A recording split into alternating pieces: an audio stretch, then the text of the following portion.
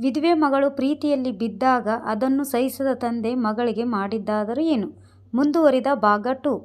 ನಿನ್ನ ರೋಗ ವಾಸಿಯಾಗುವುದಿಲ್ಲವೇ? ಒಂದು ದಿನ ಕೇಳಿದರು. ರೋಗ ವಾಸಿಯಾದರೂ ಅಷ್ಟೇ, ನಾನು ಅಲ್ಲಿಗೆ ಬರಲಾರೆ. ಅಂದರೆ ಇನ್ನು ಹೀಗೆ ಇದ್ದು ಬಿಡುವೇನು? ನಿನ್ನ ವಿಧವೆ ಮಗಳು ಸಾಯುವವರೆಗೂ ಇಲ್ಲೇ ಇರುತ್ತಾಳೆ. ಅವಳಿಗೋಸ್ಕರ ಎಷ್ಟು ದಿನ ಅಂತ ಹೀಗೆ? ನೀವು ಏನೇ ಬೇಕಾದರೂ ಹೇಳಿ. ಅವಳ ಮುಂದೆ ಹೀಗಿರುವುದು, ತಿಂಗಳು ಮುಂದೆ ಹೋಗುವುದು ಇವೆಲ್ಲ ನನಗೆ ನಾಚಿಕೆ, ಅವಮಾನ, ಅಸಹ್ಯವೆನಿಸುತ್ತದೆ. ಅಷ್ಟರಲ್ಲಿ ಸುಮಂಗಲ ಆ ಕಡೆ ಬರಲು ಏನೂ ಮಾತನಾಡಲಾಗಲಿಲ್ಲ. ಅದಕ್ಕೆ ಕಾರಣವಾದ ಮಗಳ ಮೇಲೆ ಅವರಿಗೆ ದ್ವೇಷ ಉಂಟಾಯಿತು.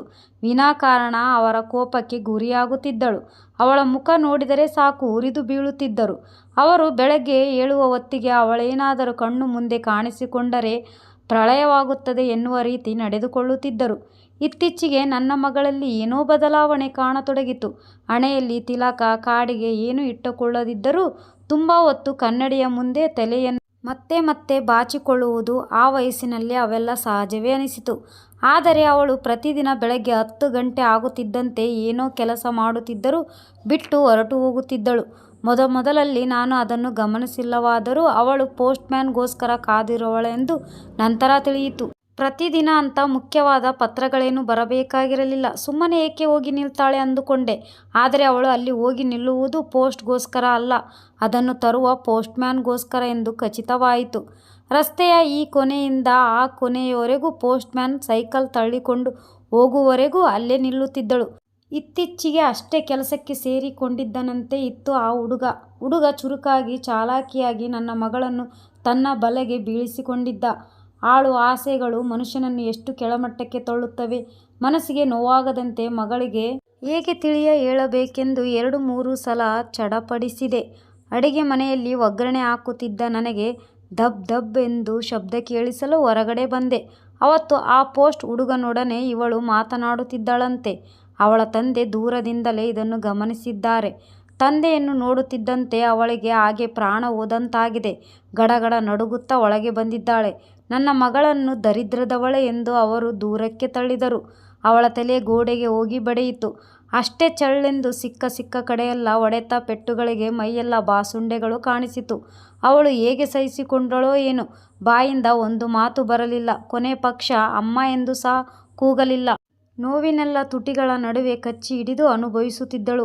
ಹೊಡೆದು ಆಯಾಸಗೊಂಡ ಅವಳ ತಂದೆ ಬಾಯಿಗೆ ಬಂದಂತೆ ಬೈಯುತ್ತಾ ಹೊರಗೆ ಹೊರಟು ಹೋದರು. ಪ್ರಜ್ಞೆಹೀನಳಾಗಿ ಹಾಗೆ ನೆಲಕ್ಕೆ ಬಿದ್ದಿದ್ದ ಅವಳನ್ನು ನೋಡಿ ನನ್ನ ಕರಳು ಕತ್ತರಿಸಿದಂತಾಯಿತು.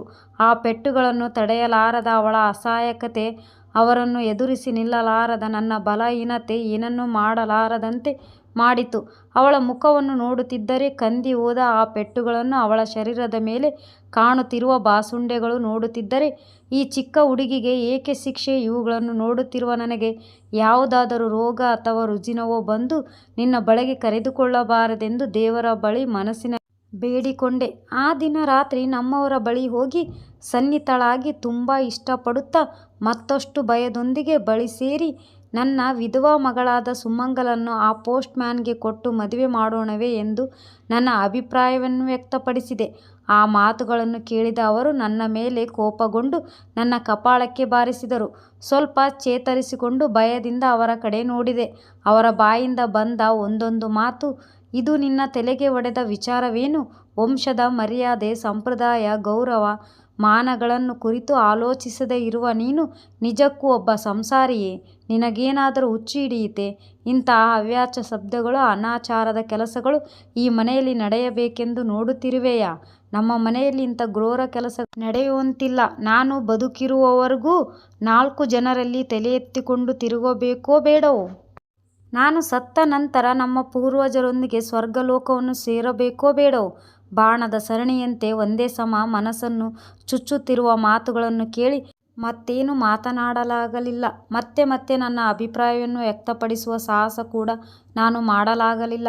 ಒಂದು ದಿನ ನಾನು ಮತ್ತು ನಮ್ಮ ಯಜಮಾನರು ನಮ್ಮ ಸಂಬಂಧಿಕರ ಮದುವೆಯ ಊಟಕ್ಕೆ ಹೋಗಿ ಮನೆಗೆ ಬರುವ ವೇಳೆಯಲ್ಲಿ ನನ್ನ ವಿಧವಾ ಮಗಳು ಪೋಸ್ಟ್ ಹುಡುಗನ ಅಪ್ಪುಗೆಯಲ್ಲಿ ಗಂಡಸಿನ ಸ್ಪರ್ಶದಿಂದ ಪರವಶಗೊಂಡವಳಂತೆ ಕಣ್ಣು ಮುಚ್ಚಿಕೊಂಡು ಮೈ ಮರೆಯುತ್ತಿರುವ ದೃಶ್ಯ ನನ್ನ ಮತ್ತು ನಮ್ಮ ಯಜಮಾನರ ಕಣ್ಣಿಗೆ ಬಿತ್ತು.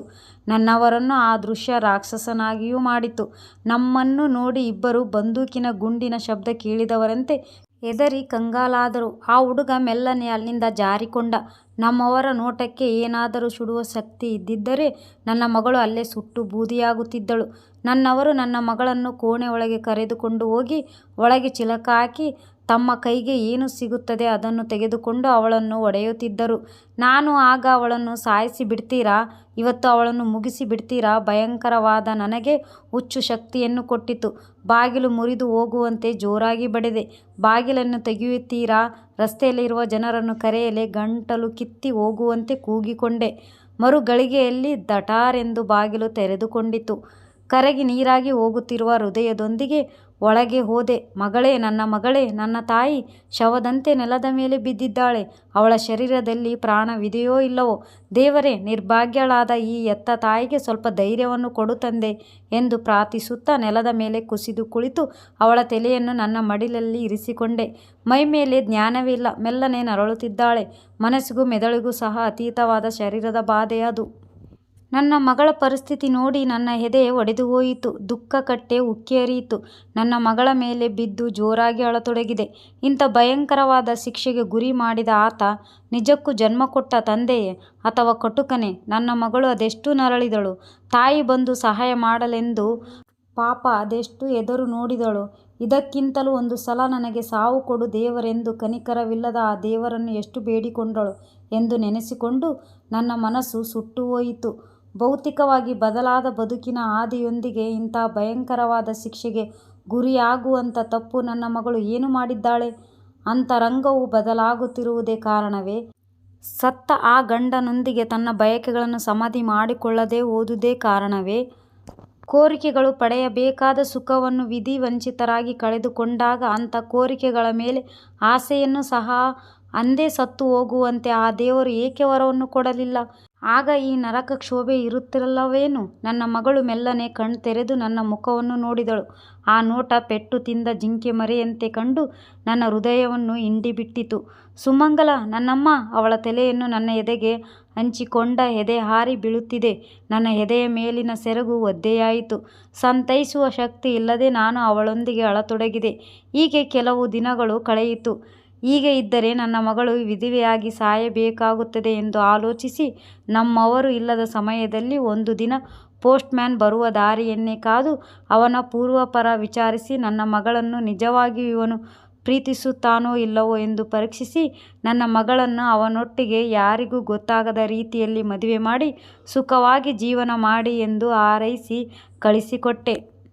ನನ್ನವರಿಗೆ ನಾನೇ ಕಳಿಸಿಕೊಟ್ಟ ವಿಚಾರ ತಿಳಿಯದೆ ನನ್ನ ಮಗಳೇ ಅವನ ಜೋಡಿ ಓಡಿ ಹೋಗಿದ್ದಾಳೆ ಎಂದು ತಿಳಿದು ಅವಳು ನಮ್ಮ ಪಾಲಿಗೆ ಸತ್ತು ಹೋಗಿದ್ದಾಳೆ ಎಂದು ತಲೆಗೆ ನೀರು ಹೊಯ್ದುಕೊಂಡರು. ಆಗ ನನಗೆ ಸ್ವಲ್ಪ ದುಃಖವಾಯಿತು. ಇವರು ಏನಾದರೂ ಅಂದುಕೊಳ್ಳಲಿ, ನನ್ನ ಮಗಳು ಸುಮಂಗಲಿಯಾಗಿ 100 ಕಾಲ ಸುಖವಾಗಿ ಬಾಳಲಿ ಎಂದು ದೇವರಲ್ಲಿ ಪ್ರಾರ್ಥಿಸುತ್ತಾ ಜೀವನ ಕಳೆಯುತ್ತಿದ್ದೆ. ಈ ಕತೆ ನಿಮಗೇನಾದರೂ ಇಷ್ಟ ಆದರೆ ನನ್ನ ಚಾನಲ್ಗೆ ಲೈಕ್ ಮಾಡಿ, ಶೇರ್ ಮಾಡಿ, ಸಬ್ಸ್ಕ್ರೈಬ್ ಮಾಡಿ. ಪ್ಲೀಸ್ ಸಪೋರ್ಟ್ ಮಾಡಿ. Thanks for watching.